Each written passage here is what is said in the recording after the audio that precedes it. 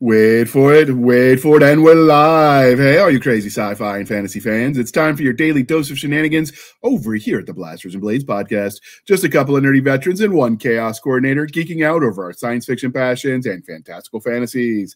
A place where magic is king, the sky is the limit, and space is the place. We are the podcast that puts the fun in dysfunction. So without further ado, we're going to let our guest, Mr. J Parsons, introduce himself to our listeners and readers and viewers at home. All right. Hi, I'm J Parsons, author of Imperial Wizard. Go ahead and call me John. Outstanding. All right, John. So the next part of the introduction, dear listeners, how we first met him. So I actually, we interviewed HP Hollow, or who writes also as Edie Sky, and her publisher, Royal Guard Publishing. Since the genre was fun, we reached out and said, hey, do you got any other people you want to send our way? Because they do lit RPG and harem lit and game lit and progression fantasy and more I'm probably forgetting.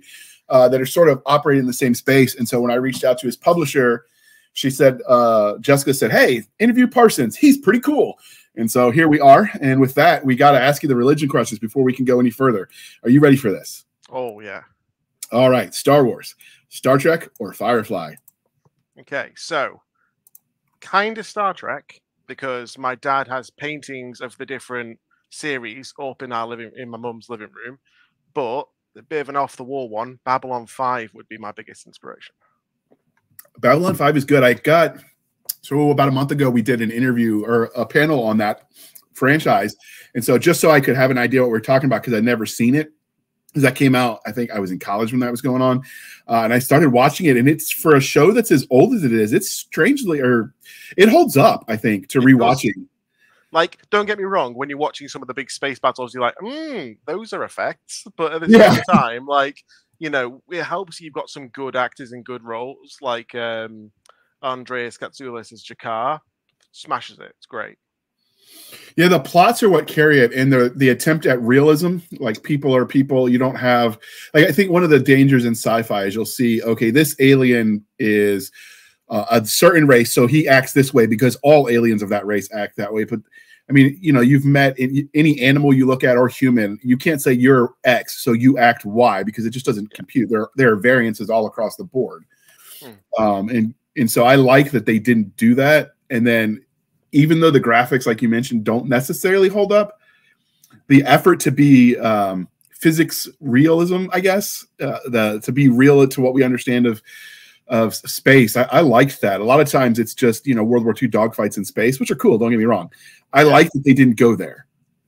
Yeah, for sure. And I like that there's that sci-fi element of, we're going to make some of these aliens weird, and we're not going to justify it. They're just going to be weird, and you're just going to have to love it, really, like the Vorlons. Absolutely. Yeah. All right. Because we are polytheistic here at the Blasters and Blades podcast, Game of Thrones, Wheel of Time, or Chronicles of Narnia? Probably going to be Narnia. That's the stuff, you know, you read growing up and it leaves a lasting impression. It's probably a sin, but I've not actually read Game of Thrones. That's not really a sin. It's grimdark, so that's not for everyone. Like, some people want a light at the end of the tunnel and for it not to be the train that's getting ready to run you over. And so I think that's an acquired taste. I also know some people haven't read it on principle because you don't want to start a series you know you'll never get an ending to. Yeah. I mean, I like grimdark because I love like the 40K universe and that sort of thing. But I think that there's so much betrayal, and that it just, I don't know, it doesn't quite jive with me. I like the grimdark of just it's us versus them kind of thing. If that makes sense. It does, but I don't know. I know technically Warhammer 40K is grimdark, but it's so absurdist that it's just fun because you know it's absurd going in. Like, it was how gonzo can we get and get away with it? And so you can kind of take it. I don't know. It's not an attempt at realism in that sense. So you don't have the same investment you have if you're watching like grimdark set in the real world, I think. Or maybe that's just me. And I like, I've read some of the tank battles they have in some of the novelizations, because I've never played the game, but I've read several of the novels, and I just like their approach to it. Like, tanks in the future are just big and bulky for no other reason because cool. Pretty much, like, yeah. You don't get this attempt to, oh, how sci-fi can we make the tank look? And oh, it floats now because reasons. Yeah, it's the drive me closer so I can hit them with my sword kind of situation. Right, exactly. And I appreciate that. Although, since you mentioned it, we don't get political here, but if you followed the war in Ukraine versus Russia, Specifically, this released yesterday. We're recording this on Friday. It'll air on Monday. This released this past Thursday. A drone from the UK, or excuse me, from Ukraine was trying to take out a Russian spotting drone. So they literally taped a stick to the drone and it tried to joust the enemy drone out of the sky. Like, if we wrote that in a book, you would say it's absurdist, right? But real life. Yeah. Hey, low-tech solutions to high-tech problems, you know? But it's one of those things you mentioned, drive me closer so I can stab them with my sword. And you think, okay, that's absurd. And then you look at reality and like, well, maybe not. Yeah. Because there's that famous, I'm drawing a blank on the guy's name, but there's that famous British commando that during D-Day, he's like shooting it from his bow and arrow and he's running around with his sword. I can't remember. They call him Mad something. But if you know who it is, dear listener, hit me up so I can dive back into that. But there's that iconic Brit soldier that did that in modern war. So, I mean, sometimes you just get outliers. So, all right. And one of the crying shames of adulthood is people stop asking this question. So we are bringing it back. But what is your favorite dinosaur?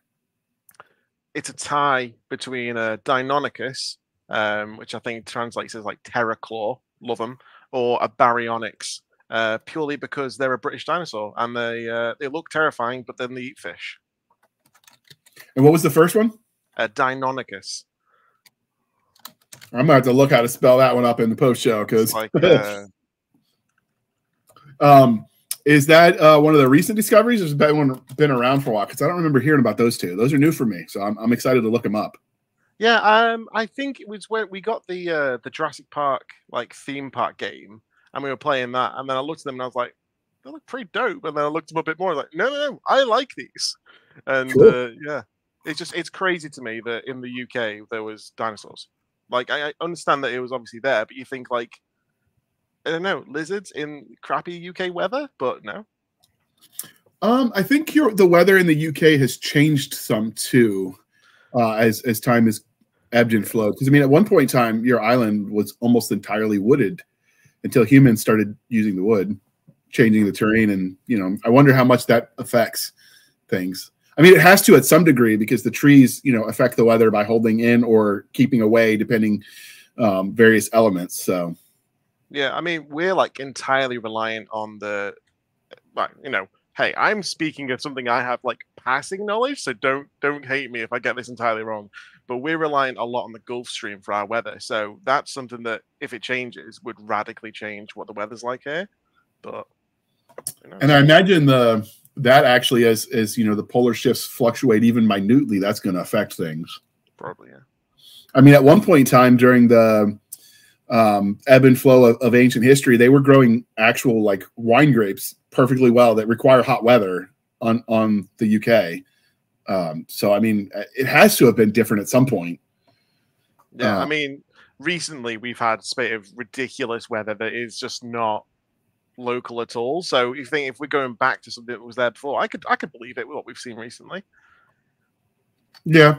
All right. So obviously, there's a lot of people that like reading.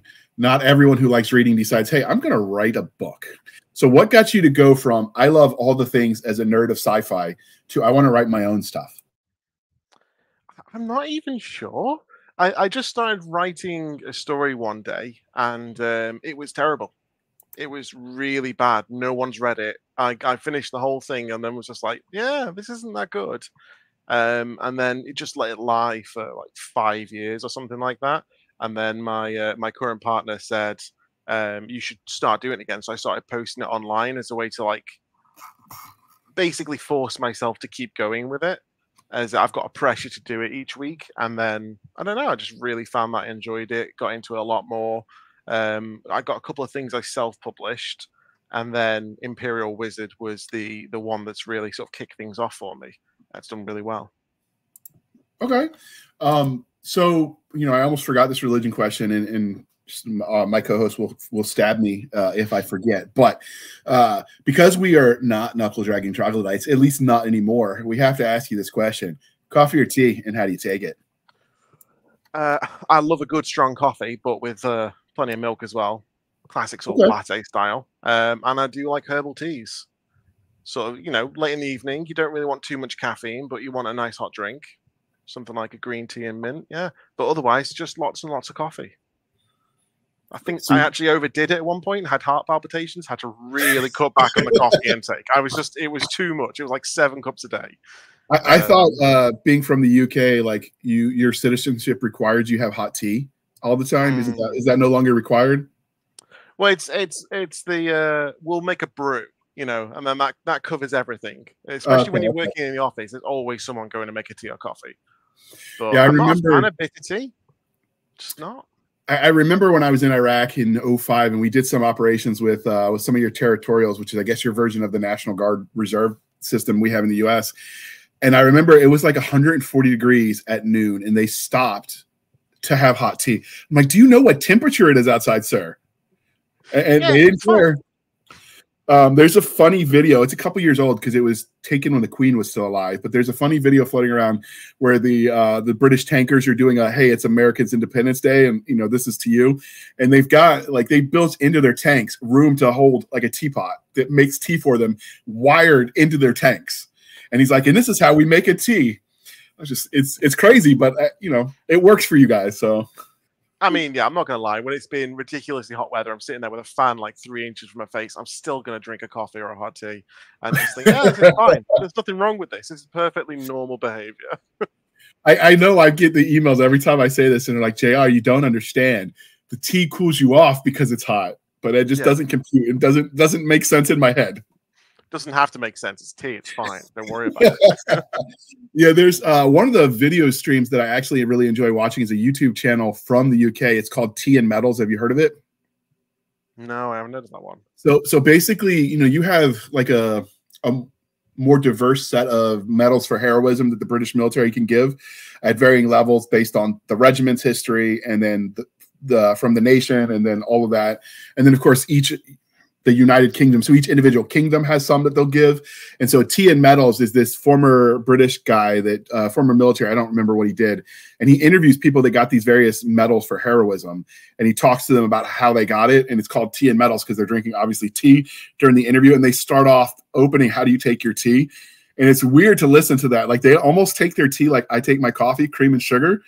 And they have like cool expressions like, "Oh, I take it NATO," which is like a certain number of cubes and a certain amount of it's fascinating for me to watch that. I actually sometimes will skip the video and just watch them talk about the tea in the beginning. It's a great equalizer, like a builder's tea. Really strong, but with loads of sugar in it. Yeah. Absolutely. So I do tea when I get sick. I'll do like peppermint tea and local honey. But that's about the extent of it. I'm just not a huge, I'm from the South, so tea here should be sweet, iced, and basically diabetes in a cup. We call it table wine, but, I have to limit myself on that because obviously, it's a lot of sugar. Diabetes will get you. Oh, it will. So, all right. So what made you pick, you started writing, you said you released it online. Was it like Royal Road, Wattpad, something like that? Yeah, Royal Road. Started posting, I think it was like once a week to start with, and then that kind of upgraded to twice a week. And then my current schedule these days, because I'm still posting like Imperial Wizard and all that sort of stuff there now, is twice a week, but for 2 stories at the same time, because I find it easier to sort of, when I'm stuck on one, bounce over to the other one. So you still post on Royal Road? Yeah, still posting. I'm on to book 4 in Imperial Wizard now, which I'll be putting on Royal Road soon. So does that stymie your sales to give it out for free? Conventional wisdom would say you're cutting into your sales because they get it for free over here if they wait episodically. Yeah, I think it might do to a certain extent, but I run a Patreon as well for people who want to read ahead or support me. So I'd say that anything that I'd potentially lose in sales there is more than covered by the people who are being generous and supporting me on Patreon. And I'm not that big on Royal Road as it currently stands because I didn't really kick off with book 1, and then a lot of people wouldn't necessarily start from book 2. So it's more for myself than for anything else. It's just also nice that other people can share in it, and I get a bit of feedback as I go with I like this or I don't like this or why a duck. Great questions. So it's sort of like your unofficial beta readers, I guess. Yeah, kind of. Yeah. That's cool. I haven't really looked at Royal Road. I've read some in Wattpad because, when I was trying to explore various genres just to see what was out there to kind of broaden my horizons, I checked out Wattpad because I knew about it and I hey, you get some free reads, give it a shot, see what genres speak to you. And then I've talked to authors that write mainstream in those genres, just because like this is going to be episode, what, 420 for us. And we had a podcast before that. It had almost 300 episodes before we rebranded. And I've realized that at least with Wattpad, the people that write there, the genre tropes are widely different than what the traditional market or what like Amazon or Barnes and Noble want. So do you find that to be true on Royal Road, that the genre tropes are different there than in other platforms? I think that it focuses more on specific ones. So you do find a lot of lit RPGs, a lot of game lit. You do find a fair amount of more traditional fantasy, but it's also with a progression theme, which is quite kind of similar to what I've done. You don't see so much sci-fi, or at least I don't in how I search on it. But quite often the sort of the way that you use the platform ends up being with shout outs between authors with like, I've really enjoyed this, go and check it out, guys. And then that sort of lends itself to you staying within like a loose network of genre types. So there's probably stuff on there that has a big following that I've just never even seen because I've not left my nice cozy fantasy corner. That's fair. You get some really niche genres, at least like you said, I've got some experience with Wattpad because I did a deep dive trying to see what other genres might appeal to me without breaking the bank. Yeah. And then if I find them, I look from elsewhere. They have some that are really fascinating. Like you've probably heard of Gulliver's Travels, right? Uh-huh. So it's almost like taking the Gulliver would be the aliens and the Lilliputians are the humans. And so the humans get captured and basically become pets to aliens. And generally the ones I read, they rise up and of course, conquer because that's what humans do. But like some of those niches there that you would see, I can't imagine that making any money on Amazon just because it's so niche within a niche, right? Like galactic conquest, but humans are small in comparison to the aliens. I mean, I'd read it, but I don't know how well it would do as a series. Right. So like, I realize that some of the tropes and some of the genres that exist out there are just not marketable. Like they're just, somebody's passion project. I know, but I'm now imagining like a huge spaceship and then it gets a control room and the bridge and all that. And it takes like 15 people to pull a lever or to push a button. Right. Like humans running through the air ducts like little rodents. And it's so absurdist, which is why it's hilarious. But it's at least the ones I've read. And if I can find the links, because some of them get pulled down when the author tries to sell on mainstream. But the ones I've read, like they go absurdist with the size. Like there's no, like we don't even apologize that the aliens, like gravity would probably kill them if this was real. We just lean into it. But then we take it seriously as we write it within the context, sort of like Warhammer does. On its surface, we know it's absurdist, but in context, in the story, like we keep a straight face with it. I really like that. Oh yeah, that's a brand of humor that I love. The sort of the absurdism, but then deadly serious about it. Like we're going to talk about the fact that we need to use these rats in a cage to make this entire ship work. Deadly serious, even though it makes no sense. Right. So you mentioned Imperial Wizard, so that's kind of what we brought you here to talk about. So Amazon listed as game lit and progression fantasy. Would you classify it as more sword and sorcery by the description? That's kind of the vibes I got.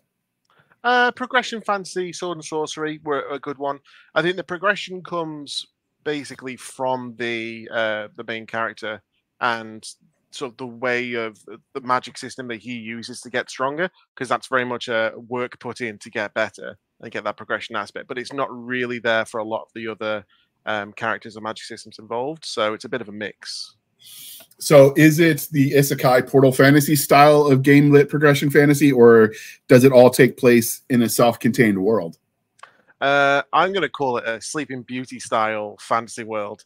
So just to give you a little summary, the main character is when we first reach him, he's waking up from essentially a self-inflicted magical stasis, because he was cursed particularly badly in the height of a civil war. And when he wakes up, there's no trace of the magic system that he uses. Everyone is different. People have changed completely in how they approach magic. It's almost post-apocalyptic in that it's all gone with what he knew. But at the same time, it's that sort of mystery of what happened, reinvention, a bit of everything, really. So it takes place completely in a fantasy world, and so he's a man at a time, but more Sleeping Beauty. Okay, I could dig that. Was that like, how did that idea come to you? Because it's a different approach. Most people that do the game lit, it's someone from Earth gets sucked in somewhere somehow. Yeah, I mean, I think it was the I've read something where the protagonist was pushed forwards a long way. Oh, sorry, no, pushed backwards. They went back in time to use their forward knowledge to do it. And I thought we always have that trope in fantasy that when you dig down, there's a civilization. When we dig further down, there was an older civilization than that, and they're always more advanced, and we've lost so much. It was like, well, what happens if you do that like 6, 7 layers down, but then that person comes to the present? So you've got all these people who've got completely different way of doing things. So like, yeah, it's all about aspected magic. We've got fire sorcerers, we've got poison sorcerers, and then you've got this guy going, right, well, this is all wrong. None of this should work the way it is, and he's got a completely different, or completely separate understanding of how magic works.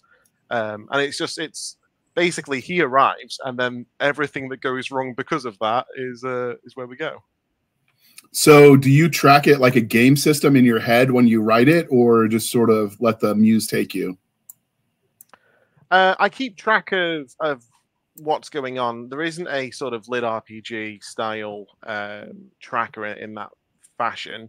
It's more this sort of I describe the magic system as using a gathering spiral, and then as he creates and expands that spiral, he's got access to more and more aether.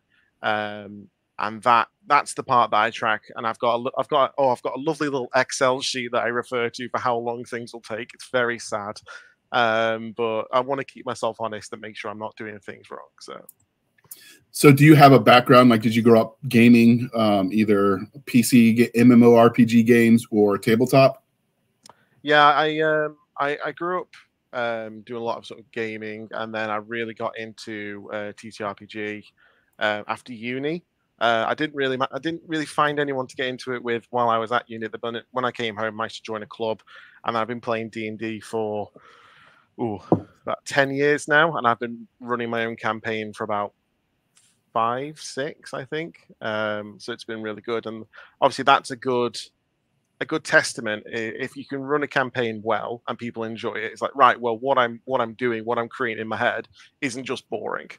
And people aren't just like, oh, yay, okay, we'll go on to this next thing. No, if they're engaged, then you're at least doing something right. I have talked to some authors that are gamers that actually, when they DM, they run some of the scenarios that they want to use in their book just to see how people react to things. Have you ever tried that to say, okay, how would someone react? Let me give them a scenario which is similar and just see what they do with it? That's actually a really good idea I have not thought of at all. No, I've come is I reuse some character names or place names from my my campaign. So one of my friends gets the audio book, and he messaged me going, "Hang on a minute, Silver? I remember this guy, and this is not how he was when I last met him." He's like, "No, it's completely different. Just because it's the exact same name, don't worry about it. It's fine." That's cool. What system do you use? Are you doing the D&D 5e? Yeah, we're doing 5e. We're going to be starting a game of Traveller soon. So I can throw in all sorts of random sci-fi stuff. That is absolutely a test run for me doing a sci-fi book at some point. I've got a few ideas, but it's down the line. Traveler's the one where you can die in character creation, right? That's the one. We had the first session of play was just doing character creation because it was so new to all of us. It's like because you age as you go through each stage. So it's like you can start the game as a 24-year-old and just have absolutely nothing going for you, or you can be in your 50s and just have all the skills. It's a really different way of doing it. And it was quite fun. I've heard about it. I haven't actually tried it. I think I've got time with the white box. Was it Swords and Wizardry, which is basically D&D 1E. I've done some of the other OSR systems, and I've played 2E. But I tried 5e. I found it more confusing, believe it or not. I thought the other one was simpler, so it was easier, to run the game. I know people love 5e, and I don't have any hate for it, but I found that system more cumbersome. I mean, I started with Pathfinder, which is, all the maths, all the different things. It's like you've got to work out what you want to do at level 20 from when you start, so you can plan the way to advance. And then when I came back and started playing 5e, it felt a lot more straightforward. Maybe it's lost something from that, but the mechanics work well enough, and it's all just a vessel for you to do your own campaign at the end of the day. Just Absolutely. through things. Yeah. So do you prefer like theater of the mind, or do you end up using like little figurines to give you a 3D representation when you play? Started with using like a battle map and having little figurines out because it just makes it easier to understand where things are. Then obviously through COVID and everything, we transitioned to using Roll20. But doing it at a distance, it's good, but it's not quite the same as doing it in person. So I'm looking forward to doing some more in person play because it's a better vibe, I think, and a bit more interaction between you and the players as a DM, which is good fun. Absolutely. I had like one or two sessions with 3.5. And then I live in a military town, so everyone got stationed elsewhere. So the game sort of fell apart. And then I got back into it for the chance to play during COVID as well. So it was all the virtual stuff. It's definitely not the same once you get to an in-person session. Oh yeah, it's more convenient. It's really nice. Like no one has to drive anywhere. It's like, all right, well, we'll go sit down on the laptop and yeah, we can all play a game now. But it does lack a little bit of something from when you're playing in person. Absolutely. So we're going to pause for a moment while, if you're listening to the audio only, we're going to shamelessly shill for the man. All right. And with that out of the way, we appreciate you sticking with us through that commercial interlude. And for everyone else watching it on YouTube, BitChute, or Rumble, just ignore this. This is not the commercial you were looking for, and we will move on. So how did you come, like, obviously you mentioned the idea where it came from, but how did you drill down and come up with the main character that is the story, essentially? Because obviously you're telling it through his eyes. Yeah, I think I wanted to have when I first envisioned all of this that was going to happen, I was thinking about that civil war and about how everyone was being brought into this big conflict between two large groups of wizards, and I thought, well, what would it look like from the inside? And then I ended up having one was if there's scholars being pulled into this as well, people who aren't necessarily combat oriented, but in this sort of magocracy where wizards are at the upper tier of everything, they would get pulled into this no matter what's going on. And when I settled on the idea of the curse and everything like that, it just sort of followed through. And there's a bit of sort of backstory trauma and drama in there as well, just to give things a bit of oomph. But yeah, it just kind of developed from there. I think I always start with the magic system for any book, and then in the process of writing the multiple magic systems for this one, it kind of came up with the idea of how Verdun would be, and the fact that he's a scholar, what he was researching, the fact that it's a bit more exotic, and he's not quite as focused on the combat side of things. So he's okay at it, but he's better at other things. And it just kind of developed from there, really. So a lot of fantasy uses sort of a proto-Europe for the culture. Is that what you did as well, given, you kind of grew up in a country full of castles that are hundreds of years old? That's not something most Americans can realize, because obviously there were people here before the Europeans came, but they weren't leaving like permanent structures other than the mounds. That doesn't have the same vibe to it. If you're not looking at it from an aerial view, it could just look like natural hills. At this point. So you grew up in the shadow of all that castle history. Did you use that to inspire the culture in this world, or did you let other things flavor it? So I think the first thing I wanted to do is assign sort of language. I like to assign languages to creatures or races, and then use that to build outwards from how I think that should all come together. So the magical language, so to speak, for how all the spells are cast for what Verdun uses is all broken down from Welsh, and all the gods have got sort of again, not exactly taken from Welsh, but used as inspirations from that, and that really influences a lot of the things you see. A lot of myths and legends from the sort of the Welsh folktales and that sort of thing are all taken through. We've got a bit of a Gaelic analog in book 3 as well.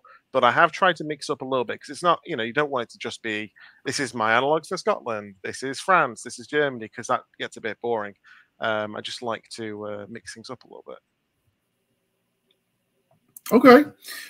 Yeah, I've talked to we've actually interviewed a few authors that do like contemporary fantasy sort of romance. And so they've used the Welsh as well. And together, we came up with the belief that Welsh, the language, doesn't actually exist. They're just playing a long con on everyone else, and they're just making it up. And then as soon as like the Englishmen or the Scotsmen or the visitors leave, they're like, "Can you believe that? They think this is how we really talk?" Oh no. My partner's Welsh. I've been to the deep dark depths of Wales when I was the only English person in the entire town of Welsh people. And as soon as someone heard my accent, all the heads turned. It was like, "What are you doing here? Wait a minute. Wait a minute, Yeah, you don't belong here. Get out." like I feel like most people that write fantasy where they make up the language where they just randomly throw in apostrophes and dashes and alphabet soup languages. I'm like, yeah, I think that's Welsh. So you're saying it's real. It's not a long con. Yeah. If there's loads of Y's, L's, and D's in there, it's probably Welsh. Probably. I've looked at that and I'm like, I don't even know how I would begin to try to pronounce that. Yeah. So don't ask me to actually pronounce some of these words that are right. They probably have correct pronunciations. I'm sure someone will know them. Yeah. Your narrator probably hates you. They're like, oh, it's Parsons again. Damn it. What is this? Quiff? I mean, like... do you ever throw in things? I've done this before. I feel bad, but do you ever throw in names just to mess with your narrator and see if it'll get through edits? I don't do it on purpose, but I have looked back and gone, Gore McGear. Do I really feel like this won't be an easy one for him? I'm sure you'll be fine with it. It'd be good. One of my books, I did that. I have one of the friends of the podcast so I wrote him in as a character. He's from Sri Lanka. And so I used his real name as one of the characters. And it made it through my beta readers and my minions. And it made it through the publisher. And it finally got to the narrator. And they're like, JR, no, we're not doing that.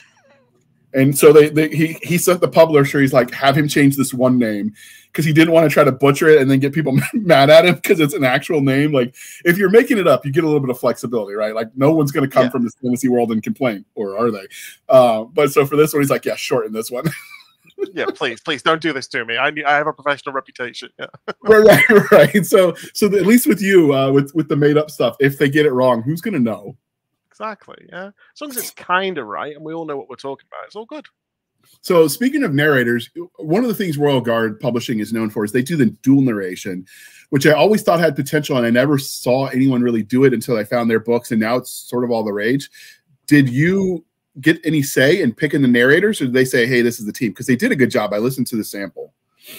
Yeah, I mean, we had a bit of a discussion initially about what style we wanted, and I sort of remembered listening to some audiobooks when I was, a lot younger, and dual narration was, just what it was. And I always thought that worked really well, because, some people do great voices for men, but then when they try and do a woman's voice, it just sounds a bit weird, and vice versa. So I thought, well, let's do dual and let's give it a bit more flavor. But they picked the team, but they've been great. No problem there at all. So that's one of the ones that I write book reviews for Upstream Review. So that's one of the ones I have on my list to get through because it just looked interesting. But one of the things, if you don't know, dear listeners, so the dual narration, generally, if your main character is male, they'll get a male main narrator and vice versa if it's a female. And then the other gendered, be it male or female, narrator does the voices of the gender not belonging to the main narrator, so that way you don't, like you said, have Bob with his deep growly voice trying to do a high-pitched girl where it just is ridiculous.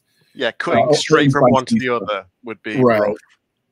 Yeah, I can't imagine how they do that and how they even keep track of all of it. I could not be a voice narrator. I don't even like editing my podcast and listening to my own voice, so I don't know how they do that, but it's a work of art when they get it right. Yeah, exactly. I mean, any one person surely only has so many voices they can do as well. So if they do dual narration, it just gives them more lifespan for how many new voices they can pull out, especially if I'm throwing out, 20, 30 new characters in a book and they're like, okay, John, come on. Sooner or later, you've got to cut me a break and start putting in new people because we're running out of voices. So do you, like when you give them, most of the time when I've written, because it's sci-fi, it's future, you can kind of let them do whatever they want. They just say, this person sounds like this, unless you're writing brogue into the text. But you've got a set world, right? It's not, oh, he's from this planet way over there, so we can do what we want. So when you were doing that, did you kind of assign this region people are going to have this accent, or did you let the narrator do that? I let them do what they want, really. Both because I think that it's better from a creative point of view of letting them have their own leash in terms of just do what you want, but also because in the setting I thought it made sense because he previously had these really big distinct civilizations, and then everything got broken and everyone just intermingled. So you would get these sort of weird accents that are kind of out of place amongst others, where they've just through this family line, everyone stayed a bit Irish, for instance, for no apparent reason. But at the end of the day, you know, when I write in a character called Sinead, I'm like, hey, there's the high likelihood that they're not going to come out with a strong Russian accent for that name, and that's fine, you know. Yeah, I tend to, if I have characters from the same region, I will just lump them together in a list of names. If you see these characters, they all have similar accents, and leave it at that. But I don't really assign the accent unless it's like modern day setting. Because obviously, if you're from Russia, you're going to presumably, if you're Russian, have a Russian accent. Not always, but presumably. And so that dictates. But anything other than that, I like you said, letting the creative have their own stamp on the book, I guess. Because it's their creative it's like their creative product as well from the vocal side of things. Yeah, it's all a cooperative process. We're all working together. I probably should do that grouping together thing. It might make life easier for them. But yeah, in any sort of thing where you're working with someone else, a lot of creative freedom has to go to them. You know, as the author, you've got the end sort of the rubber stamp on, yeah, this is good, yeah, this isn't. But like the artwork we've got, fantastic artwork. I try to keep that to a minimum of this is roughly what I want. As long as it looks amazing at the end of it, I don't really care about the exact fine detail, unless, you know, it's something that just really doesn't fit. But no chance of that. That's the hardest thing for authors to learn, is that you got this idea in your head that your book cover will be a scene from the book. And so you want it to look a certain way, and you have to accept that the book cover is just marketing visually. And so you get the idea of what's in the book more than any specific scene or specific character. Because like in our head as authors, we're like, man, it's got to be Bob, and Bob doesn't look like that. It's not Bob. It's just a stand-in for Bob, right? Like, yeah. Like, I want this very specific scene, but it is such a massive spoiler that if I put it on the front, it just ruins the entire build-up. I can't do it. I want to do it, but I can't do it. Right, and it's the hard part is to accept it's all about the vibes with the cover more than being like literal. This is I've seen, although I have seen authors, at least with the science fiction, like, because you know Spaceship Ass is the big seller, or at least it used to be. I don't know if it still is. When it comes to sci-fi covers, it's the back of a spaceship going forward. You get to see the engine, and you got the little highlight. It's dynamic. I have met authors who, when they got the cover, they went back in and changed the description of the fighters just to make it match the cover instead of the other way around. So I mean, the temptation would be there for sure, because otherwise you're gonna look at it every time and be like, that's not what they look like. Yeah, the other part of that is at a certain point in time, like there's that saying that art is never finished, it's just abandoned. Because at a certain point in time, you can edit it to death. You just have to say, nope, this is done. We're moving on to the next one. Because that's how you get people to take like 100 years to write their first book, because they keep tinkering. Yeah. There's got to be a time when you say, right, this might not be perfect, but it's good enough. Right. So you obviously, what can you tell us about the main character of this novel? So main character is Verdon Black. He's a wizard. Like I say, he's a man out of time. He primarily from a sort of scholar background, but working with the he does a lot of work with the sort of local guard and that sort of thing, with fighting back against monsters, all that sort of stuff. So he's got a lot of responsibility, and then he finds himself in a situation where he's got none of the usual support. He's got none of that almost social responsibility that we've all got to work together, because there's really nasty things out there and we can't let it get out of hand. And everything is out of hand, and it's that moment of, right, what do I do about this? Should I do anything about this? What's my can I just be a one man on a crusade? Because I'm not a hero. I'm just a guy who was working in a research institute until it all went terribly wrong. So I think he's a character of good morals, and then it's really just that question of responsibility, and then trying to figure out what exactly has happened. I think curiosity is a big driver for a lot of my stories. How we've got to where we are is definitely a driving point. That actually makes a lot of sense if he was an academic before the change. Because, I mean, you don't become an academic unless you're passionately curious about whatever your topic is. Exactly. So the biggest one for him to begin with is that when he was, I want to say last alive, if that doesn't quite make sense, but yeah, that everyone was, if you were one of the three races who founded this Imperium, you were a wizard. There really wasn't any other mainstream way of being sort of a magical cast or anything like that. And then when he wakes up, we've got all these sorcerers knocking around who you do things in a completely different way, using a completely different, or so it seems anyway, completely different source of energy. And he's like, well, that's not how that works. How has something changed so fundamentally about us that we've got this? And that's his driving question to begin with. Is like, right, what's going on here? Because I want to understand. I need to understand why. That's yeah. I think answering that question is probably going to take like 6-7 books, and will be the fundamental showdown of it all, maybe. So, are there any supporting characters, secondary characters that are especially memorable for you? I've got a special love for a pair of guards who he finds quite early on and just kind of support him, for Tim and Tom, just because it's such an outrageous fantasy setting. And then I just had to write in people with the most casual name possible. And they're just nice, loyal guys who just want to help and do their thing, really. And then I'm going to give them, or have given them at this point, I should say, their own character arcs, and by the end of it, it's not really going to be quite so simple anymore. So, any potential of these characters getting their own novels at some point as a branch off in this world? It's something I've considered. Some of them specifically, I do multiple points of view with this series. Mainly, it's between Verdun and what I'd probably say is the main secondary character is Kai, a sorcerer he meets quite early on. But a separate book for maybe Kai or Gwen or the witches, that would definitely be on the cards. I just have to get a good idea for what I want it to be. Okay, so I've read the sample, obviously, because wanted to get some idea, and you have him in the beginning, like he casts this spell to put himself to sleep through the curse, right? Like This is what we talked about, and you have him at certain points along the way waking up and recasting it so he can keep the stasis going. How do you have him decide, it's time to wake up at a certain point? So you're asking me what I wrote like 5 years ago now. If memory serves, it's that it finally the curse isn't a problem anymore. So the one that got dropped on him was essentially every day it gets slightly worse. So it starts off as something you can't really feel. By 3-4 days in, it's a slight amount of pain, and then it gets steadily worse and worse and worse to drive the person insane. Very nasty. And because it feeds off the actual person, it will last indefinitely. So the idea is put yourself in this magical stasis, and then as he's using his own magic to prolong it, the curse is being weakened and weakened until eventually it fades. Of course, he doesn't realize quite how long that's going to take. And so we end up with a very significant shift of time.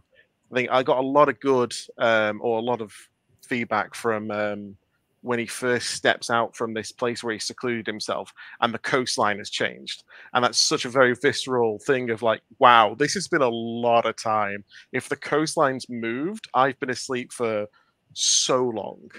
It's just that image of seeing that is pretty great. So did it move closer or farther away? Because sometimes, ocean patterns will change, rise and fall. But obviously, if the coastline gets closer, then, presumably, oh, man, I woke up just in time because I could have been flooded. Yeah. No, it was closer in this case. And I've thrown a few things in there about that as well, because I had to do 2 settings of like, this is what the world looked like when he was awake. And this is what the world looks like now. And there's a nice little bit in, I think it's book 2, when someone talks about, oh yeah, I'm from the archipelago down the south. He's like, there's an archipelago? What? So when you designed this world, did you actually like sketch out a map that you used, or did you just use the UK island as your map? Like, how did you come up with to track all that? No, I did a sketch. To call it a map is generous. I basically picked out some key places that I knew would be in the story, and then thought, I mean, my entire process is based on you choose one thing and then you build out from there. So what does this mean? What does this mean? What does this mean? And then you end up with like the mountain ranges and the trade routes, and this is where this sector's based, and this is where these monsters are based, and that sort of thing. And you end up with a reasonable map by the end of it. Yeah, sometimes though, form follows function. I actually found this out when I sketched out a map for my book, The Reservist. They go to an old fort because it's basically an ancient castle structure. The culture that lives on this planet has obviously advanced past that. But if you're looking for quick barracks to hold out, like those castles were built to be defended, right?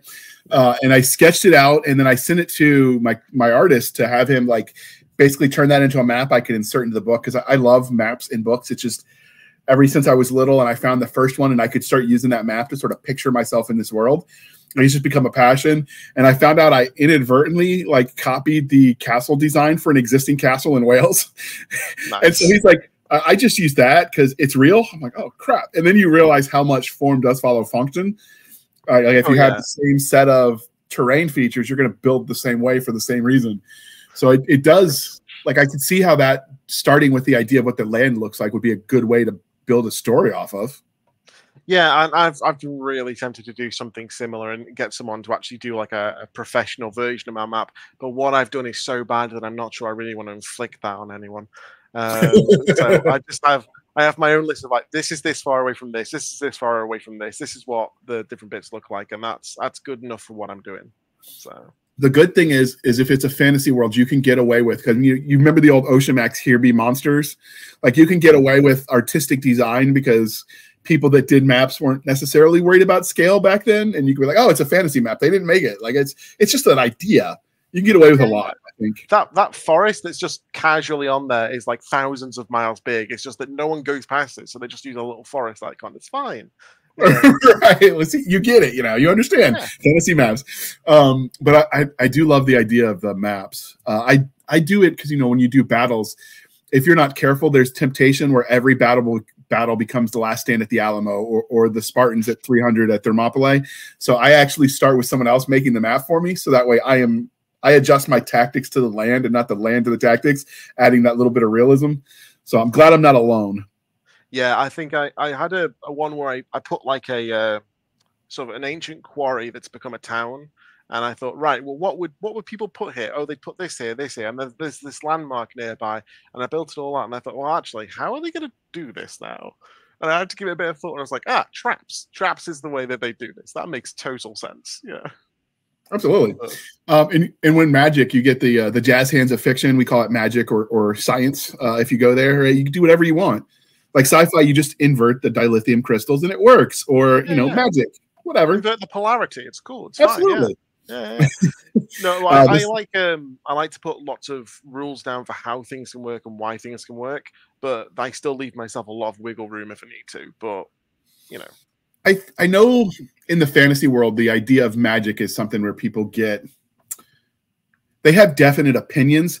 I think, and this is just my personal opinion, I like it when the author understands whatever the rules are, but he doesn't necessarily like spell it out like the Brandon Sanderson style, because I like that little bit of mystery. Like, how does that work? I don't know. It's just magic. Like I like some of that level of the wonder. I think sometimes if you over science the magic in the text, you lose some of that. So Yeah. I one of my driving things for making this book to begin with was I thought, well, what would happen if you had multiple different styles of magic all working in the same place? So we've got Aether, which is what the main character uses, which is very much like we have these words give an intent to the spell. We power it with our magic. We know what's going to happen. It's all about visualization. It's all very clear what the end result is going to be.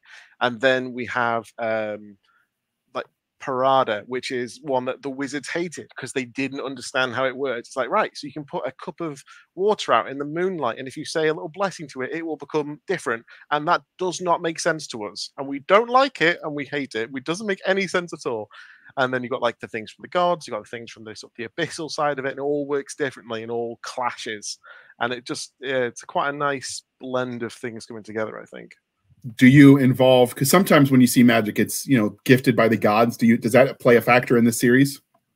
Yeah. So I have a sort of celestial energy called Exion, and then we've got the sort of clerics, the classic sort of fantasy cleric where they call on the power of the gods, and then I've also done witches who, in this particular case, have got inherent power but can't control it. And so they end up having to essentially create a pact or become a follower of the goddess of witches, who through a familiar grants them the power to control it by blending the magic they have with a bit of her magic. So it becomes a sort of a mix of the two, and makes them sort of separate to how wizards work.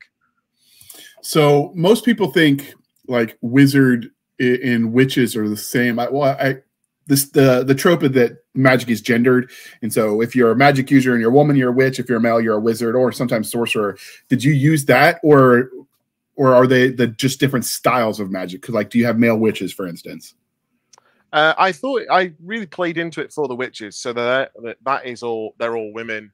It's done entirely on that side. But then anyone can be a wizard, anyone can be a sorcerer. All the other things aren't gendered at all. I just played around with a few different stereotypes when I was making it. Um, yeah, I can't remember why I made the exact choice to keep witches to just being women. But I think it was because the goddess I used for it, it felt good that it was like the goddess of witches. Then it followed that they were all women, and it's passed down that way. Um, just worked nicely. Okay. So obviously book one, he wakes up and you start to see, you know, it's a fish out of water, the man out of time, Rip Van Winkle style. I think Rip Van Winkle better than Sleeping Beauty because nobody kisses him to wake him up, at least, right? But so where do you see the series going? Is it literally just his quest to understand? Is there an overarching bad guy they're fighting? There is a few overarching plot points. So in book one, we have two main antagonists, so to speak. We've got an issue, or one that we don't really know we're fighting, but we do see across the book, culminating with a fight against a nasty bear. And the other one, we have a sort of the enemies that he meets at the beginning become a greater problem across the book, and they're ones that he's familiar with from his time, and he knows how bad they can be, so he takes it very seriously. But that doesn't necessarily get tied up completely in book one and then returns in the future. And then how these things have become a problem needs to be addressed as well. And it's that decision gets made at some point that I'm not going to sit here and be passive. I'm going to actively make myself safe and make the people around me safe. And so, what actions do I have to take to make that happen? Did you when you're creating this character, do at any point in time you say like he also has to form normal social relationships, or does he stay a loner with the exception of the Tim and Tom? So he gathers a sort of an eclectic range of people around him. As I think it would happen, that you get someone who's got all this outside knowledge comes in and he knows about the different races, he knows how things work, and he sort of just picks up people who otherwise would have been perhaps on their own or not really able to integrate with human society as it had come. Um, and so we do there. There's a touch of romance in there. There's some just good friends. There's other races coming together to work with Verdun and the people in the city he's chosen. Bit of everything. Okay. When you started assigning POV characters, obviously at a certain point in time you can get too many and it's unwieldy. Do you have a number of POV characters we get? Is it like so many main characters and a few secondary every now and then? Like, what is the structure as you organize these novels? I didn't want to go too far with it because, like you say, it can get a bit confusing, a bit all over the place. I had in book one, I had Gwen and Kai both had Gwen being the first witch he meets and a understanding of how all that comes together. They had POVs because they gave a completely different outlook on what the world is. Because he's looking at everything from the perspective of none of this is as I remember it. I don't understand how any of this works. And then you have Kai, who is a product of the current time, and is looking at it as this guy's really weird, but he knows things that he shouldn't necessarily know, and I owe him for various reasons. And he provides a bit more of a grounded point of view. And then we have the big one with Gwen is understanding how witches work, and that sort of big moment for her. And I think in each book, there's Kai is the main one. I think in 4 and 5, I'm going to be stepping away to get some other characters in there and give it more of a expanded point of view. Again, just to sort of really give it from different angles. We'll see.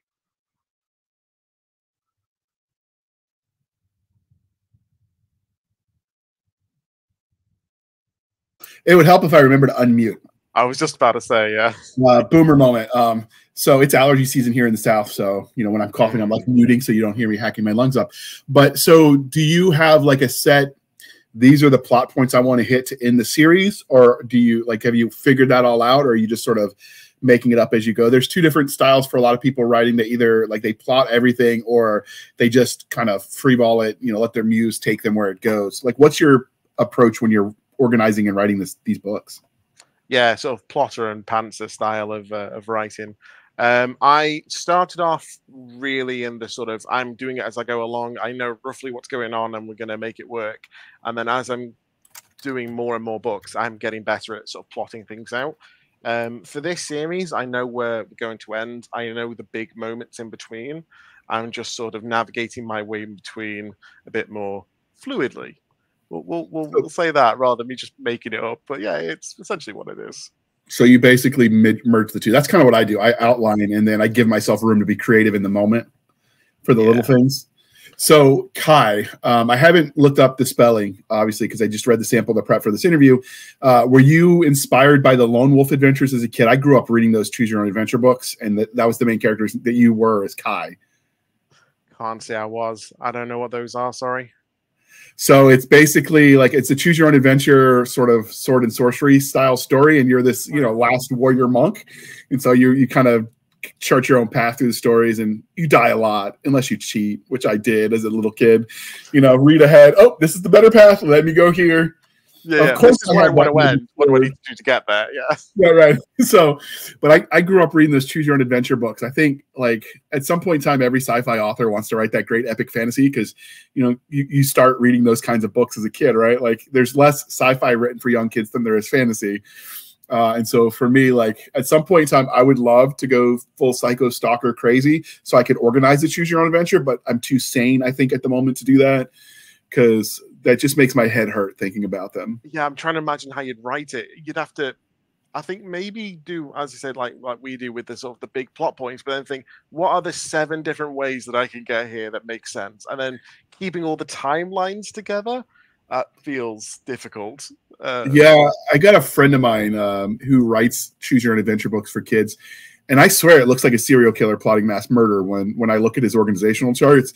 And I'm like, my head just hurts looking at that. And then, of course, you got to make sure everything links together, which is a shame because some of these fantasy worlds, like the Gamelit, would lend themselves very well, I think, from like a story point of view. Like, do we go left or right? Do we, you know, fight the wolf or the, I don't know, Minotaur, right? Like there's so much that sort of lends itself in this genre that could be so awesome to do, but organizing it just... I need someone to write the computer program that tells me, okay, you need this scene and then follow this branching path and then start back here and take this branching path. Like do it something like that. Yeah, give me the structure and I'll just fill in the blanks. It'd be fine. Right, right. And I have seen, you know, just I think it's funny. I've seen a couple romances that were choose your own adventure. So it's basically the love triangle and you basically decide where it goes, which That's I think is kind of a cool concept.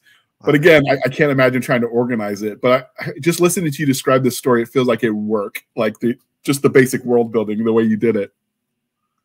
Yeah, I cannot imagine what that would be like in a sort of, rather than as a children's book, because I did read some when I was younger as well, but in like a full-blown, really intense high fantasy world, doing a real choose your own adventure, that could be really interesting. But you say so much work.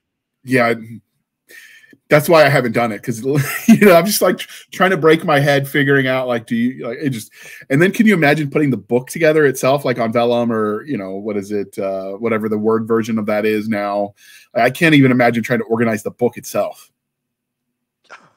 You know, you could almost write like basically write the same story 5-6 different times and then intermingle it in a timeline maybe. I you know what? I'm going to stop thinking about it because the more I think about it, the more I'm going to want to do it, and I can't afford to do it. Yeah, your publisher's going to call me like, JR, what did you do? He stopped writing this book and he's doing something weird now. God damn it, you broke him. So where do you see, like, obviously I don't know how fast you're writing, like what's the timeline between books for people that read it? Obviously book 3 just launched. We're recording this because, you know, scheduling issues, we had to reschedule. So we're recording this closer to launch than I normally do. So book 4, you said just launched the week, last week as they listen, correct? Book 3 is yesterday for us. Okay, so Book 4 we're aiming for beginning of next year. So I usually, what I actually managed to put out rather than what I want to put out, we're looking at 2 books a year, but that's across everything I'm doing. So right now I'm doing 2 series at once, just because I find it easier to bounce between. So book 1 of that other series will be out in August, probably. okay. So then book 2 of that will be Q1 next year, as will book 4 of Imperial Wizard, and then hopefully book 5 and book 3 respectively next year as well. It's a lot of writing. Do you get any pushback for bouncing between series like that? I know everyone would always prefer that you just focus on the one they like, but Right. I can only do so many words in one series until my mind just breaks and I need to go and do a different one. So I keep it to 2. I can't imagine trying to track that all in my head, doing 2 different worlds at once. Very different. Do you have like a world Bible that you use? Yeah, so I use hey, let's talk about software. I use Scrivener. So I keep everything in there in terms of research, the lore, and like I say, because they're very different stories. So my series is called Dungeon Noble, and it's again a fancy world, but it's more about sort of dungeons. It's a lit RPG one. It's a lot more a bit of a lighter tone, very different voice, no multiple POV, so it makes it a lot easier to swap between the two.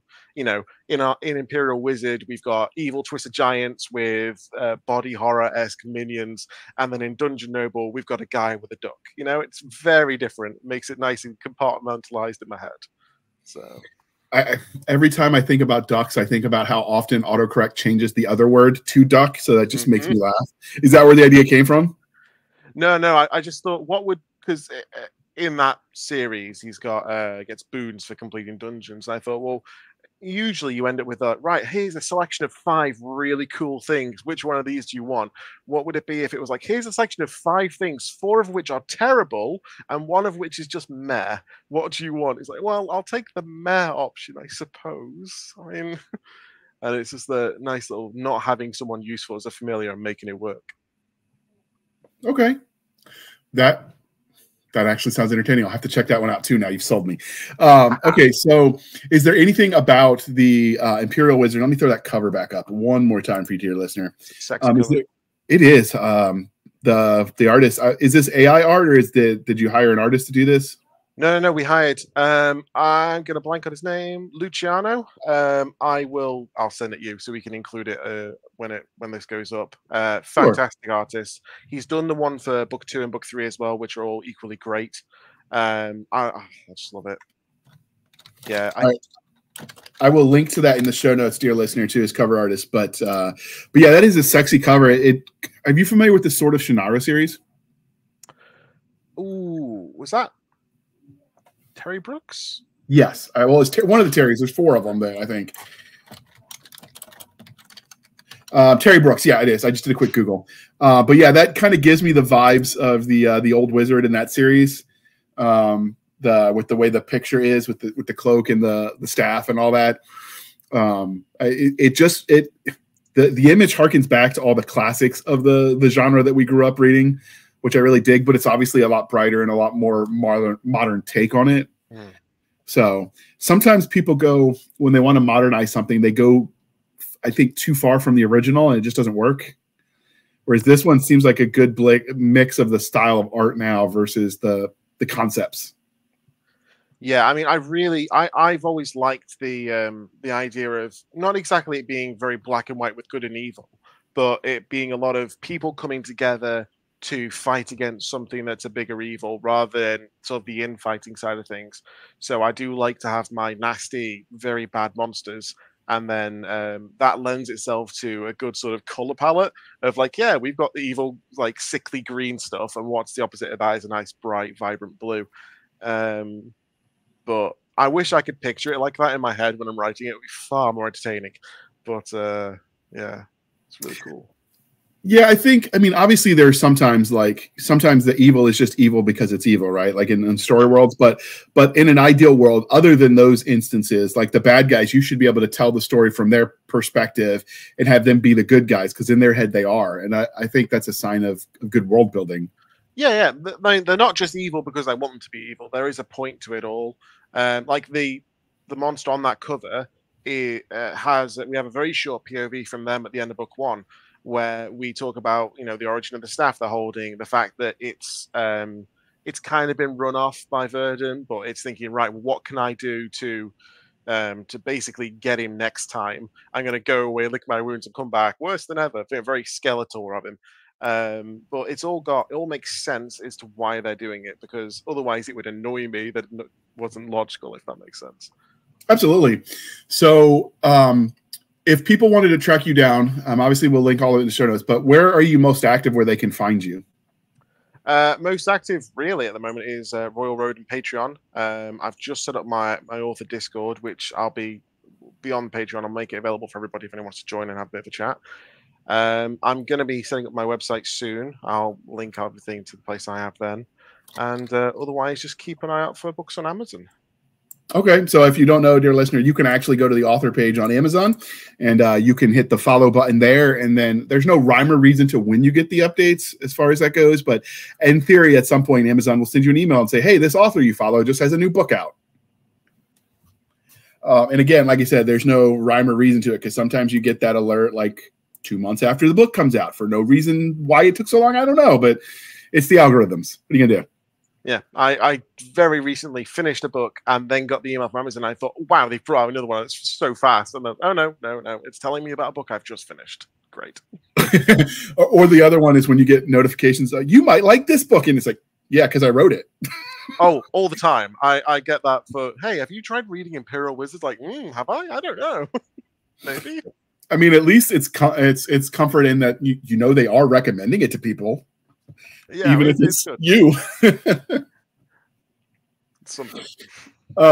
All right. So, dear listener, you can find us on our link tree at linktr.ee, linktree/Blasters and Blades podcast. Again, linktree/Blasters and Blades podcast, where we link to all the things, the BitChutes, the Rumbles, the YouTubes, the TikToks, and the Twitters. We have our email, blastersandbladespodcast@gmail.com, for professional purposes only, people. We have the Blasters and Blades Facebook group and the Facebook page. And more importantly, we have Madam Stabby Stab on the Instagram, Twitter, and email. We have for all the hate mail, send it to her. She's all about it. Just inundate her box, like blow it up. I want to hear her complain because she got 1 billion emails from listeners. That would be hilarious. I mean, she might stab me for saying it, but I don't know. I'll laugh. We also link to our website over there on Spotify, where for as little as 99 cents a month, you can help keep the lights on. These episodes aren't free to produce, and every penny helps, and we are grateful for every one of them. Or you could support the show more directly over at buymeacoffee.com/author J.R. Handley. Again, buymeacoffee.com/author J.R. Handley. Be sure to put in the comment section that it's for the podcast, and I promise I will keep my co-hosts duly caffeinated. They will drink that coffee brand coffee until they float away on a river of Java. And I might drink the whole river, but who needs a heart, right? Like, yeah, you don't need it. So with that, I forgot to remind you, please be kind and speak your mind on the reviewing platforms. Your reviews help the right readers find the right books. I almost forgot that part. That's very important. Reviews do matter, people. Speaking of the algorithms we were joking about with Amazon, the reviews actually do help populate that. The more engagement on the review side of things that you have on a book, the more likely Amazon is to recommend it to new readers and build the community or encourage the authors to keep writing what you love. So that is a part you can do to contribute. It's free for you and very much appreciated by the creatives. And with that, thank you for spending some of your precious time with us. For my crazy co-host, I am J.R. Handley, and this was the Blasters and Blades podcast. We'll be back next week at the same time. We'll indulge our love of nerd culture, cheesy jokes, and all things that go boom. All right, thanks for coming on, Parsons. This was a lot of fun. I'm going to have to schedule another interview in a couple months to get you to come back and talk about the other series, so we can space it out a little bit, but it definitely sounded intriguing. You had my interest, the duck. I'll prepare the duck facts. Don't worry. I'll be ready. Outstanding. All right. And with that, people, we are going to close out. So have a nice one. Boom.